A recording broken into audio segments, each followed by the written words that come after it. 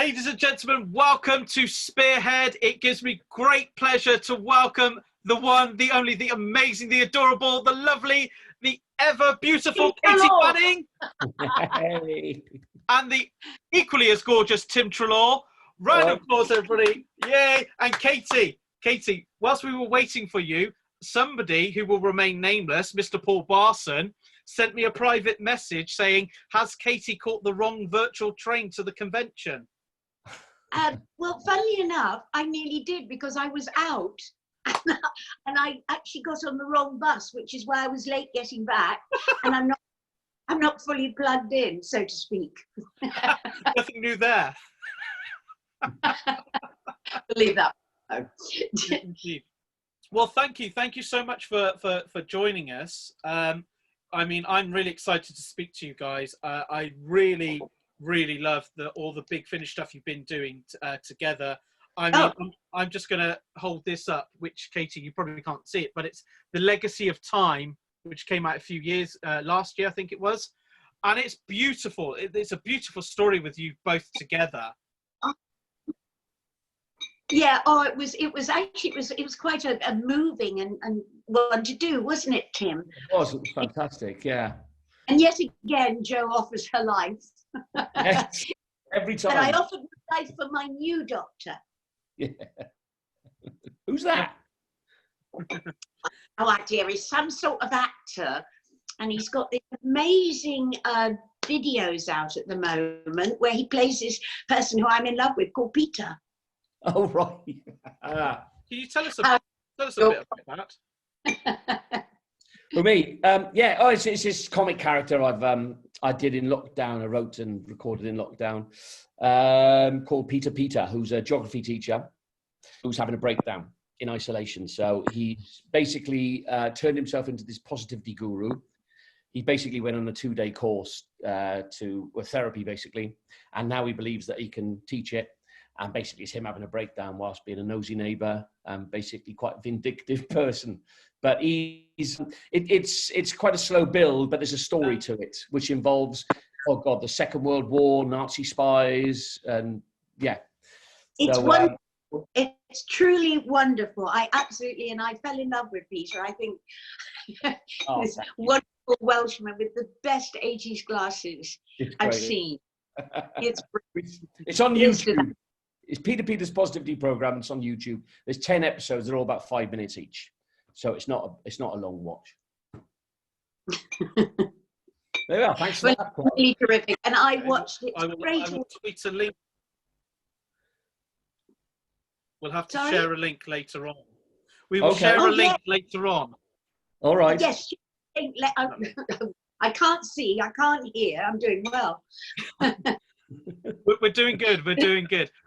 Tim, I want to come to you and ask you a question, if I may. Yeah. When Big Finish approached you to take on the Pertwee, were you worried? Were you just thought, no, I can do this, it's fine? Was there any fear of doing it? Oh yeah, God, yeah. I was scared. I was going to say shitless, but I've just said it.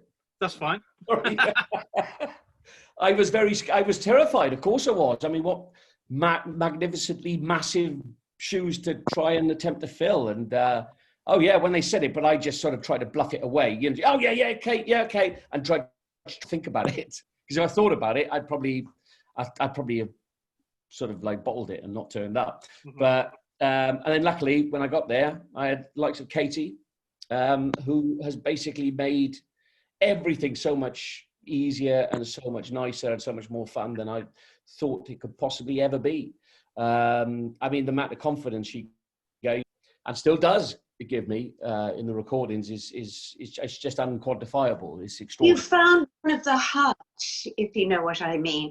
And I often say this, that people can do some brilliant impersonations, but there's something more important than nailing the voice exactly, which you have. I mean, I'm not, but there's something about finding that heart, and there's something in your Tim's character, Tim's soul, which immediately I warmed to, as I did with John. There was just that sort of something in you, and you kind of found that in part of John's personality, of who John was, his quirkiness, his warmth, his silly sense of humor, and you had all that in buckets. So by bringing the voice in, and then you and I kind of working together, and me giving you little tiny, you know, because the physicality is so important, especially on, I know it's audio, but if you're doing a voice, you can't do a voice unless your body goes with it. You have the right body language. Tim had all of that. Oh, I just kicked the table. I'm probably going to fall off the chair in a minute. But Tim had all of that, absolutely brilliant. And this other thing of finding, when you meet somebody, that instant connection. And that was something that I thought, gosh, here I am, I'm going to meet this young Welsh actor who's going to be doing John. And I was a little bit perturbed, I must be honest, that, you know, I mean, that this could be a disaster. But honestly, I welcomed it. It was instant for me. I knew he was right, absolutely, from the very first words he spoke, with a beautiful Welsh accent. No. With the very first words that he spoke, and his whole attitude to it. It's absolutely wonderful. And then I always tell the story of when he rescued me from being locked in a toilet. And from that point, I knew we were perfect together. Yeah. Twice. Yeah. I didn't tell them about the once, dear. Well, the other time involved the time when you walked into the toilet and there's a mirror at the back of the toilet and you went, "Oh, so sorry about that," and closed the door. That's not, and you locked yourself in soon after, if I remember rightly. That wasn't. So, right. I didn't have to break that one down, but you were at lunch, you see, and I figured that it would be extremely rude, even though I was locked in the toilet, and I wasn't in the toilet that people normally go to. I found another toilet. Just I think. Yeah, no, it was. And I knew you were all having lunch, and you'd all be sitting around being divinely theatrical and telling stories and being witty and fun, glorious, and eating your sandwiches. So I thought, well, I'll give them about 20 minutes to have their sandwiches. They probably won't even notice that I'm not there. And I looked, there was a book, there was the life story of Andre Agassi, and there was a deodorant spray and a hairbrush. I thought, well, I could last here for a while. I'll, you know, and then finally I put the call through, and my knight in shining armor, my now doctor, came to my rescue and broke me out of the toilet. And that I said, now I know you're my doctor. Oh, dear me.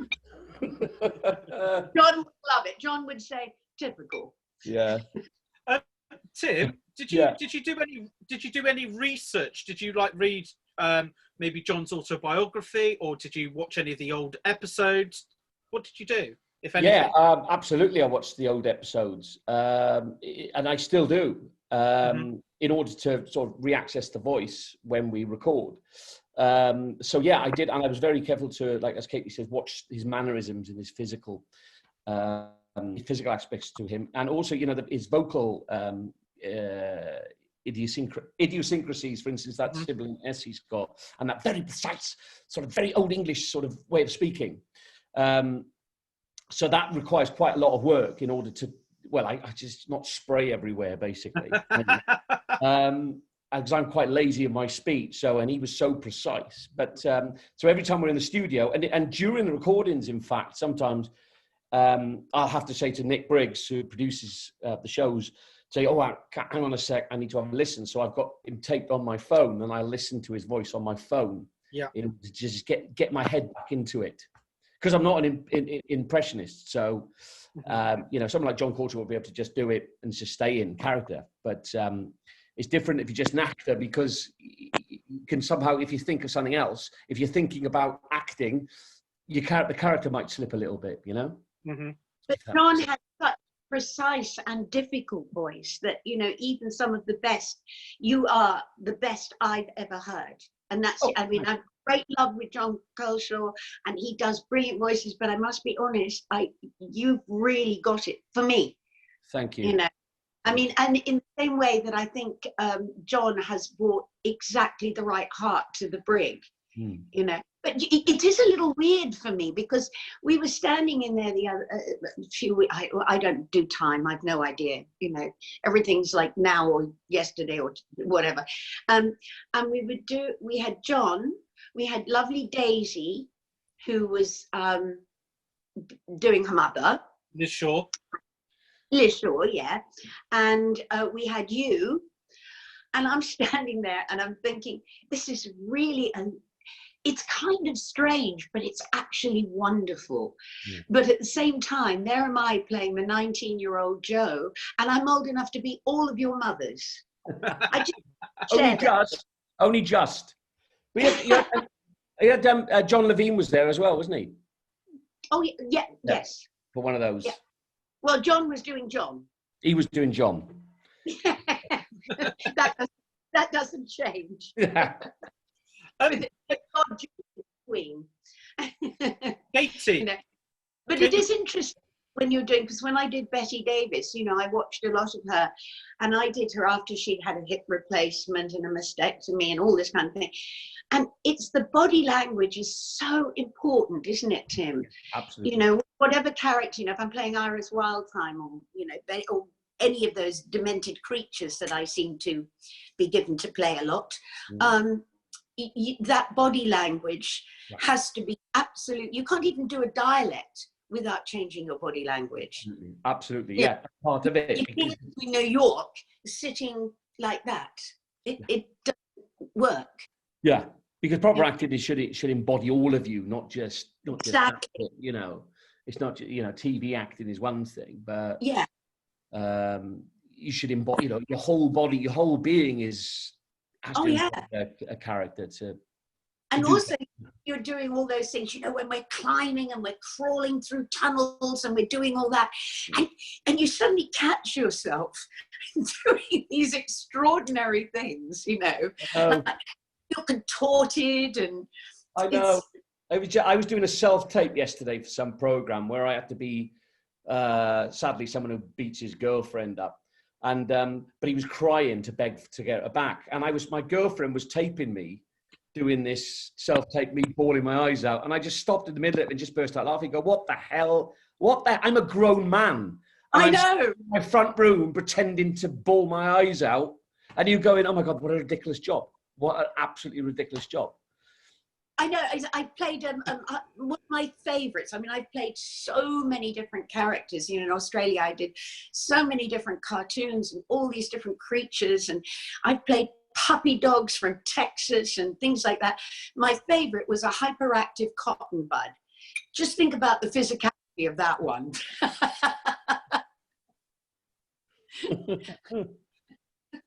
Katy, I want to ask you, you just mentioned John Coleshaw, and you tweeted late last night that you're going to do an impression. So come on then, Katy, let's hear your John Coleshaw impression.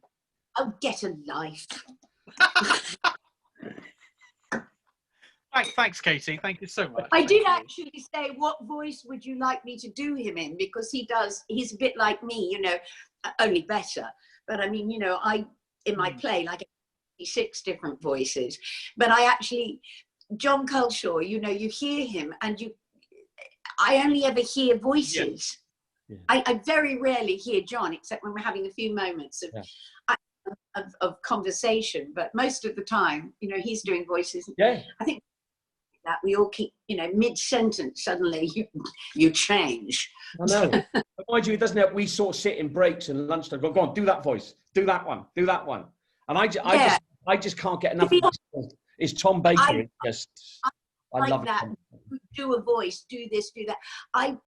Because I'm shy, I don't do performances outside of being really nervous, thinking how terribly I am and getting paid. But you know, when lots of people, you know, will go to a party and they'll say, oh, you sing a song, and they'll stand up and sing a song, and oh, Katy, you do voices. I don't like doing that. I feel really uncomfortable. Yeah. It has to be for a reason, not just to sort of look how good I am. Yeah. Yeah. I know what I mean, don't you, Tim? But he loves doing it. He just loves doing it, doesn't he? He enjoys doing it.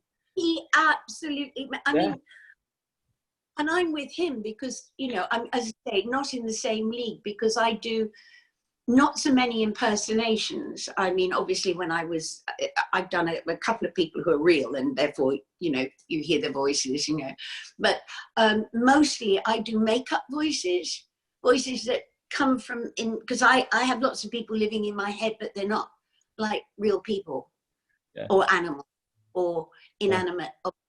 Everything is voiced by me, you know, as granddaughter has discovered. Grandma voices walls, doors, chairs.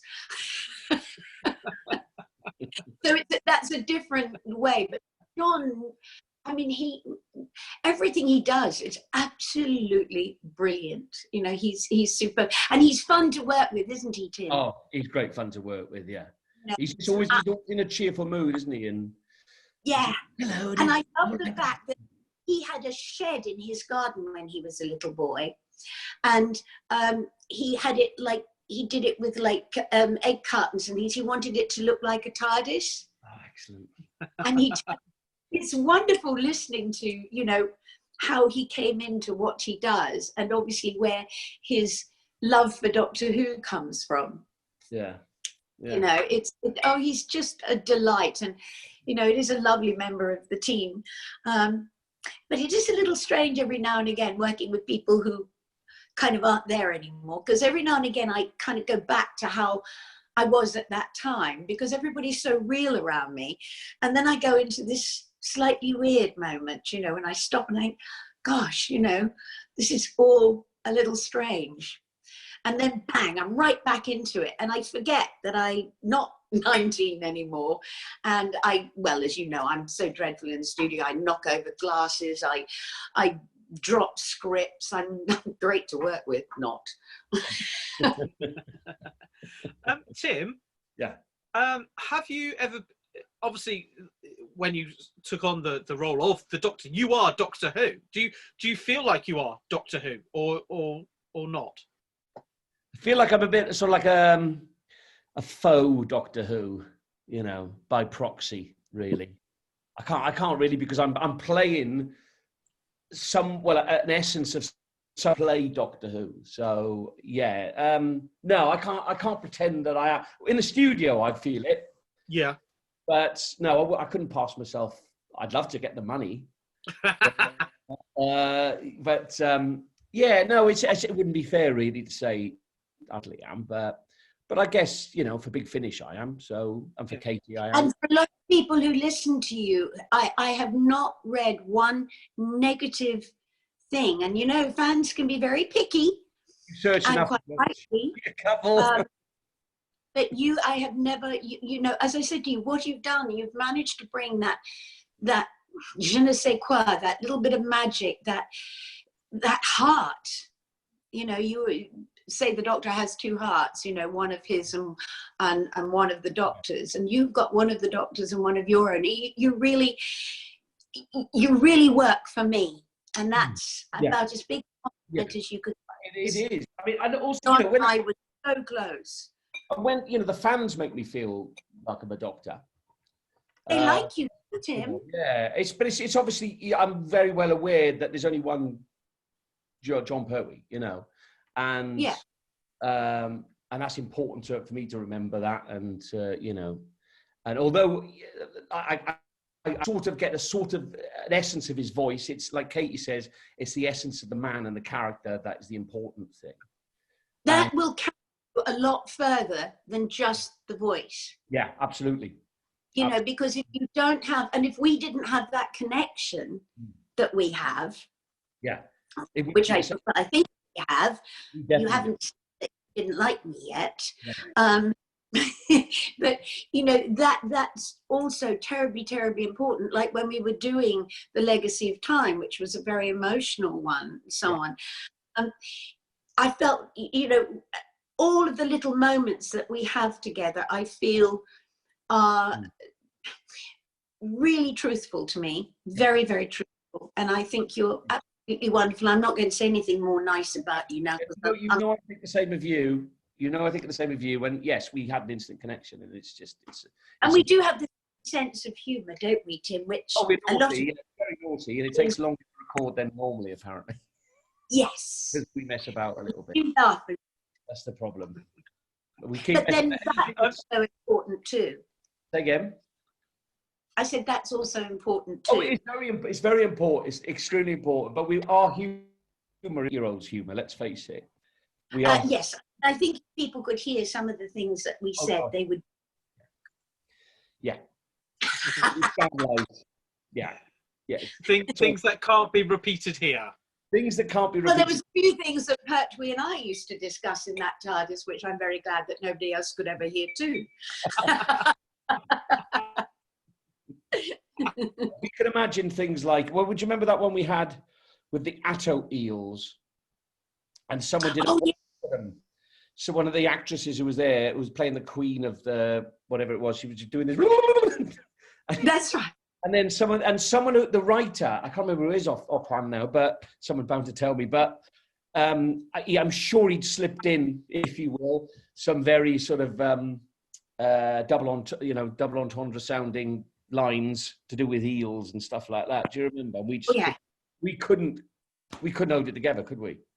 And they went past lines like "I'm wearing me eye eels." Yes. Yeah, but it's great fun. It just makes it so pleasurable, you know. We have such great fun, and having someone like Nick, and you know, the great thing about all of these recordings that I found, and you know, I've done older Joe, I've worked with across the board. You know, I've worked with Sylvester as Joe. I mean, obviously, I have to remember which was Iris and which was Joe, but older Joe and so on and so forth. But it's lovely because you get that feeling at Big Finish of the love that is what makes Doctor Who. Every single person, you know, from David Richardson to Nicholas, and you can feel how much they love the show. Yes. And how much they honour the show, in the same way as, you know, when Russell T Davies brought the show back, he brought it back with this huge love from his childhood and growing up with it. And John Culshaw, you know, he has that same love. So the Doctor Who family, yeah, you know, it's all made by fans. It's all made by fans. So it's just a pleasurable, happy experience. And you have Nick as well. You know, mentioning Nick. I mean, excuse my French here, but sometimes, for instance, we're messing about in the studio, and he'll say, "I'll do a line," and if I haven't listened to John's voice for a bit, and I'll be talking, and he'll go, "I'll do a line," and he'll go, "No, that's fucking Welsh." So. Just like, and he can do that, and we just laugh that away, and it's. Yeah, I mean, Nick has said many things like that to me. Even worse, when I've been doing other things with him as well, and including that. And the lovely thing is, you know, and I remember one lady who sort of took it as, you know, how can you possibly take something? I said, because it's funny and it's all done with love. Yeah. This is not somebody insulting you. This is somebody making you a moment feel very comfortable. Yeah. And as actors, you know, it's much easier to say, "Oh, that was a load of shit. Could you do that again?" Yeah. Than it to, you know what I mean? There's absolutely. a family feel to it. Absolutely, because you get so many directors, especially in theatre, and they're trying to be just nice people, and they think we get offended easy as actors. You see, they think we're that delicate and so sensitive that we're going to crumple if they give us a bit of criticism. So sometimes directors will give you notes, and they're going, "Okay, if you could just play sort of more towards a sort of era." And you're going, "I don't know what the fuck you're talking." Sorry, I'm going on again. Just tell me what to say better. Just say that. Do it better. Do it less angry. Yes, exactly. You know, that was great. But could you do better? Yeah. You know, it's all you need. Easier. Yeah, and so Nick does that. Nick does, and so that means you and it's great, isn't it? You know, yeah, you just have a trust in it, you know, that you know that he rates you, because you don't know what and you trust, because you know if he says do that again, or if I say, because I often, you know me, I think I do everything rubbish, and I keep saying, "Was that all right? Was that," you know, the insecure actress of 50 years, not I'm 50, I'm older than that, but doing it 50, you know, there's still that thing that you think, "I can do that better, I can do that better," and then Nick will turn around and he'll say, no, he said, that was absolutely as I wanted it. So then you can go on from there. You know, this really is helpful. Absolutely, you know, is. Sorry. And I have the same thing with him as well, because obviously trying to fill these massive shoes with someone like Katy in there as well. And sometimes I do fret sometimes. I'm going, oh God, is that right? It doesn't sound right. And then Katy will go, yeah, what are you talking about? Go, oh, shut up, you Welsh. You know, like, and that's all you need. And it just gives you faith, because you know where it comes from. Feeling. Yeah. I love it. I love working there, working on the whole thing.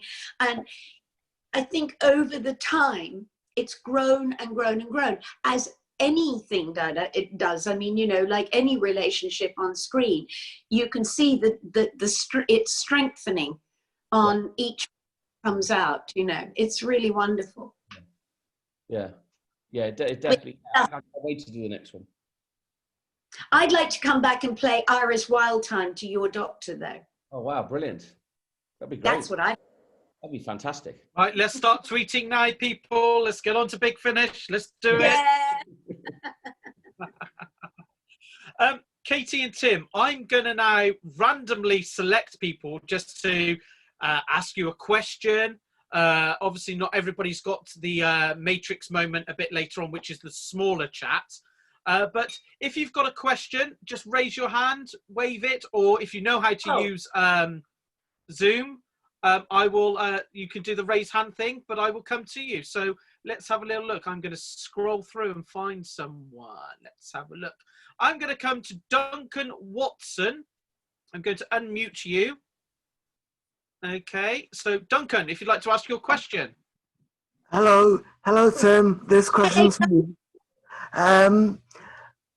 Before the 50th anniversary, I asked Paul McGann if he was going to come back for the 50th, and later on he told me that he did actually. When I asked him, he knew that he was going to be involved somehow, but he couldn't tell me. Now, if Chris Chibnall approached you for the 60th and said, would you come back? Would you come and play the third Doctor on screen? Would you do that? Or would you be more willing to give that role to someone like Sean Pertwee, who has expressed his desire to do that? Well, God, if I was offered that, of course I'd do it. There's no, oh God. But of course, I imagine Sean's got more of a profile than me, and it's his son. So I guess he'd be in the queue above me. That's for sure. But yeah, if I managed to see him at the top of the stairs at the BBC and he managed to have a little fall, then I'll push him, darling. I will push him. But yeah, I mean, if they, God, yeah, without a doubt, God, it'd be wonderful, it'd be amazing. And of course, I'd be scared, but because the same reasons that I explained, just doing the finished stuff. Yeah, God, I'd jump at it without a doubt. I'd love to, I'll be honest. Thank you very much, Duncan. Thank you for your question. Okay, I'm now going to go to Rich T. Loves Doctor Who. So I will unmute you. I'll just give you a second to unmute, and away you go. Rich T. Loves Doctor Who. Hello, it's a question for Katy, please. Oh, I was going to say, I like tea with me, tea. I wondered whether, if they were to make a new version of Animal Magic, if you could imagine yourself doing all the voices for the animals. Yes. I can. Multi-voicing. I don't consider myself very good at everything, but one thing I know I can do is multi-voice, which also you don't have to do things separately. You just talk, each voice just talks to each other. I would love to do anything like that. Absolutely love it. That's why the Scorchies was such fun for me, because I even got to sing as those characters. You know, I really loved being Cool Cat and doing a jazz song, and, you know, the Murderous Mice and Mr. Cleverman, which was really hard because it's very hard to sing when you've got a voice like that. Can I do it? I don't know. Thank you, Richard. Thank you, Richard. Okay. Anyone else got a question? Raise your hands. Raise your hands. Jay North. Okay, I'm coming to you now. Okay, you are unmuted in about 3 seconds. There we go. Go ahead, Jay. Hi, Katy. Hi, Tim. Hi. Hello, Jay. Hi. Hi. Okay, Katy, I met you at a convention in Wichita, Kansas. It's great to talk to you again. I know your name. As soon as I heard that, I thought, I know you, I know you, I know you from somewhere. Oh, Wichita, we had the best time. Is that where I had pneumonia? Yes, and I was impressed how much energy you have. And A&E said to me, we want to take you into hospital because, you know, and they put me through on this breathing machine. And I said, no, I have to go. And they said, no, but you can't. I said, I have to go and be funny. And I came back to the convention on all these different drugs and proceeded to do Iris Wild Time. We had the best time, didn't we? Yes, we did. Anyway, sorry, I got carried away. What was your question? What was your question today? Okay, I enjoyed the episode of the Sarah Jane Adventures with you in it. And I was wondering, do you have any stories working with the cast, or what did you think of that episode? Do you think it brought good closure for your character? Oh, I thought it was absolutely wonderful. It was a beautiful story by Russell T. Once again, written with such love. And it was the perfect way that Jo would have gone. She would have stayed with her professor, having all those children and dropping at the bottom of mountains and naming them whatever village and not sending them to school. It was so Jo. And it was a joy, actually. It was very scary because I thought, oh, you know, who's going to want to watch Granny Jo? And also for me to work with Liz, who I absolutely adored. And of course, you know, we had both worked with John, so we had a lot too. And we'd always been good friends. And that was a joy. I love that moment when we were walking, we were kind of, it was Matt Smith, me and Liz, and we were walking on the usual kind of mountain, cold, freezing areas that we always do doctor in. And I just suddenly looked up at Matt and I said, what's it like being on another planet with two pensioners? You know, but it was a joy to do. It really, really was. And I always tell the story about when we actually were in the coffin together. The big laughs came, which Russell T said he wishes we could have shown, but I had to fall in on top of Liz, and I literally did. So Liz and I are lying nose to nose in this coffin, helpless, tears streaming down our face with laughter, because you thought, this is so wacky to have these two women in a coffin, nose to nose, giggling. It was wonderful. I loved it. I really loved it. And I was very honored and blessed to have come back. Yeah, definitely. I wish they'd bring back more of the old companions in the new series. At least they did on the Sarah Jane Adventures.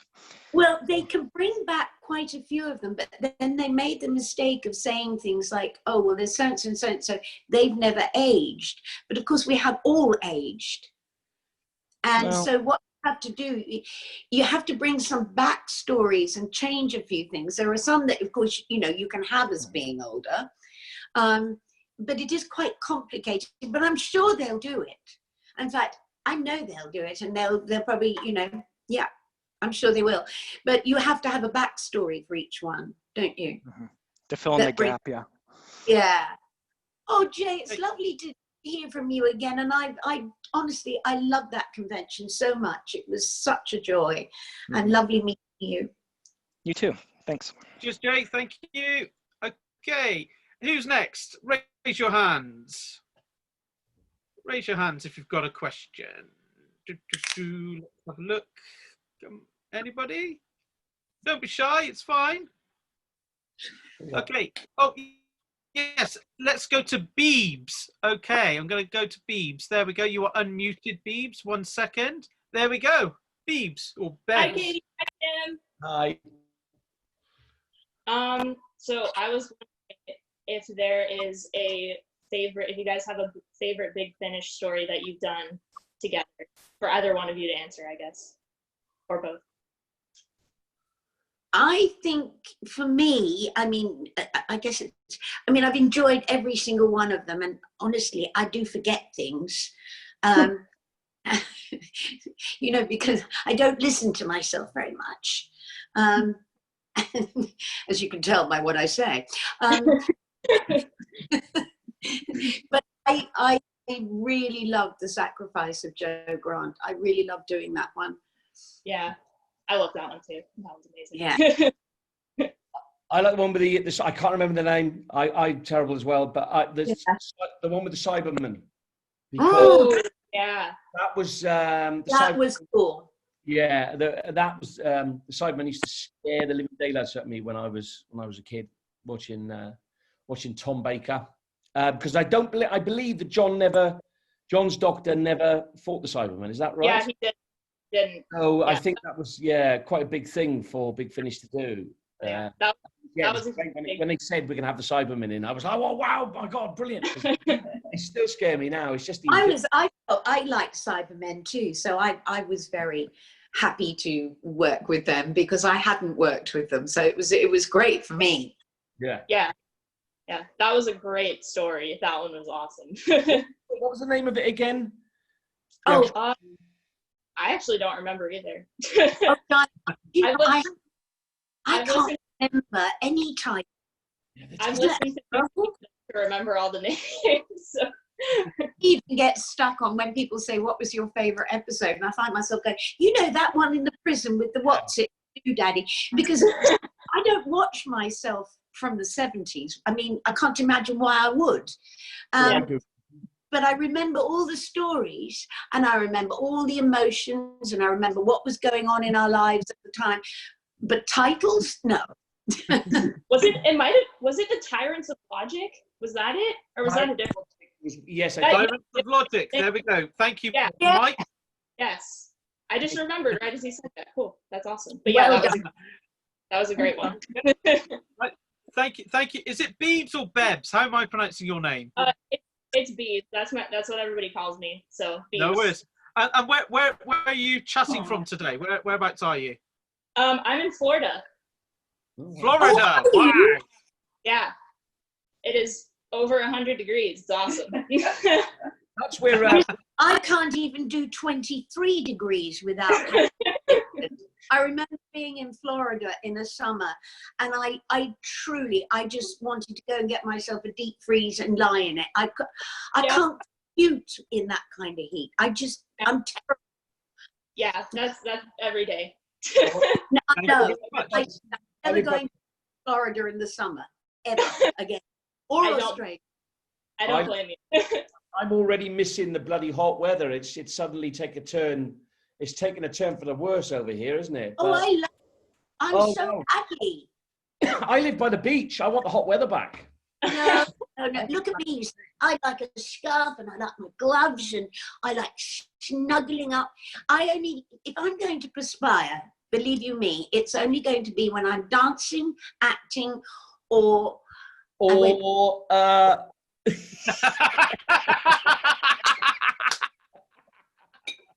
those are the only I don't want to sweat just walking down the street, thank you very much. True. I'm going to leave it at that because that's naughty. Indeed.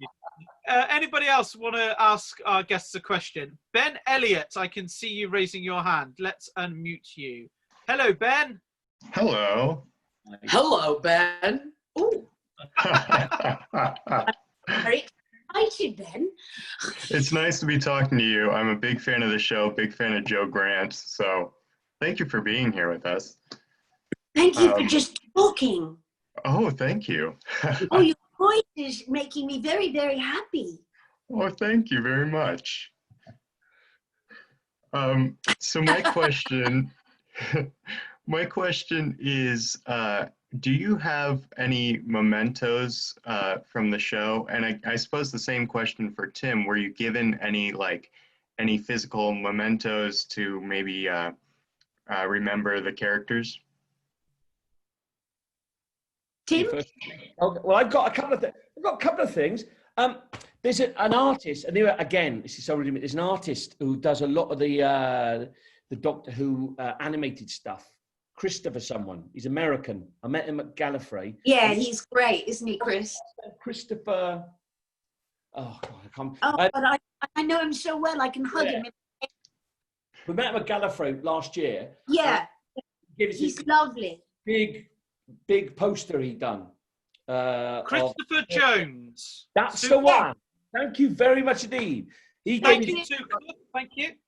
And also John Levine. This is weird. He when we did that one with him last in Ladbroke Studios, we have these. We always talk about the magnificent lunch, right, that we have at the studios. And I was just finishing a plate off, and I wanted to get seconds, right? But he didn't know that, and my plate off me to put it in the dishwasher. And I went, "Give me my plate back!" Like that. And he went, "Ugh." Next thing, he sent me a plate, signed plate, saying, "I'm so sorry for taking your plate away. Here's one for good." So I've got that somewhere. He liked everything very neat and tidy. I mean, when I was living in LA, and he used to babysit my dog John, and but you sit there and everything is absolutely precise. If I move a pencil, it's moved back again. So never leave it. When John's around and you're eating, just make sure you hold on to your plate. Yeah, he'll take it away. Absolutely. Oh, that's so funny. I love that. Yeah, I'll show you it. I don't know where it is, somewhere on. That's what I've got. I imagine you've got loads of stuff, haven't you? Well, sadly, because I'm such a gypsy and I don't just move homes all the time, I also move countries. And I abandon things. And so my stuff is in 3 different countries that I just leave everything behind. When I go, I leave with a suitcase. You know, when I went to Australia with the children, I went with 2 suitcases, 2 children. My entire house, everything was put into various friends' cellars and so on. Well, there was a flood, and all the scripts that I had kept from Doctor Who, which John and I used to do drawings on, and we used to write notes, and, you know, whoever, Brig, you know, we would all be, and so I had all these amazing scripts, which people would just love now. And I had some stuff from, the one where I had to wear the dreadlocks. What was that one? I can't remember anyway. We were in Atlantis or somewhere, and I had to wear all these dreadlocks. Mike and Lily have said the Time Monster. There you go. And I had a whole backdrop from that. And then I had the feather flowers that John produced at one point. I had all these amazing things, and they were all destroyed in the flood. So what I've got now are lovely things that, you know, fans have made or given me over the years, but the actual stuff from the show. And people say, did you keep the clothes? No. Those I never wanted. But all those other bits and pieces, John was the collector. Pertwee. Really? He'd have half the set before we'd almost finished shooting. But, you know, all the memories and all the little things that one's collected once again, although I lost everything, you know, they mean so much to me. Every single thing that a fan has given me means a lot to me. It really does. It's gorgeous. I'm going to go and get my plate. Carry on. I'm going to go and get the plate. Are we talking teeth here or China? No. Katy, whilst Tim goes off. And I've got figurines, don't forget. You know, because my granddaughter takes a figurine of me out, and she takes it out to lunch and things like that. So Grandma, who's Jo, means a lot to my granddaughter. She was at dinner the other night, climbing a wine bottle, wearing a face mask.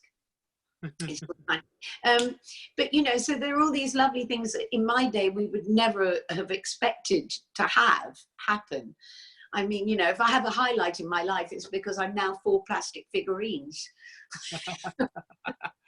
Tim, have you got your plate? Right, yeah, this is the picture by Christopher Jones. Is that, can you see that? Yep. That's Christopher Jones, signed there. I can't see it. You can't see it? Where have you gone? I'm here. I know, but I thought that was you at the top, but it's not, it's me. I've been talking to me, thinking I was talking to you. I'll show you. I'll bring it along next recording. I'll bring it recording. And this is the plate. So it says, "Dear Mr. Tim Trloar, I pledge never to touch your plate ever again. So help me, Doctor Who. Please forgive my blunder. I beg your forgiveness as your humble Sergeant Ben. John Levine, this year, 2019. Oh, that's so cute. I love it. I reckon, what, about 600 quid? No. Yeah. Right. Oh, I think Ben Elliott has just said he'll buy it for 600 quid. Right, yeah. I'll send you the PayPal request now, Ben. Excuse me, no, Ben he's going, no, no. Come with that plate. And you come with that plate. Ah, okay. You can only have this plate if I'm allowed to travel with it. Okay. Well, guys, I'm afraid we're about to run out of time. I hope you've all enjoyed this chance to connect with Tim and Katy. We'll be doing the Matrix moment in a few moments' time. Just to say that autographs are still available of Tim and Katy through the website. Those orders are still live at the moment. If you've enjoyed today, please tweet about it, share it on Facebook, because we would like to do more and more of these in the future. So what I'm going to do, I'm going to unmute everybody shortly, and then in proper traditional convention ways, we will give our lovely guests, Katy and Tim, a huge round of applause. Thank you. Thank you, thank you, thank you. Thank you. Thanks, Tim. Thank you. Thank you. Thank you.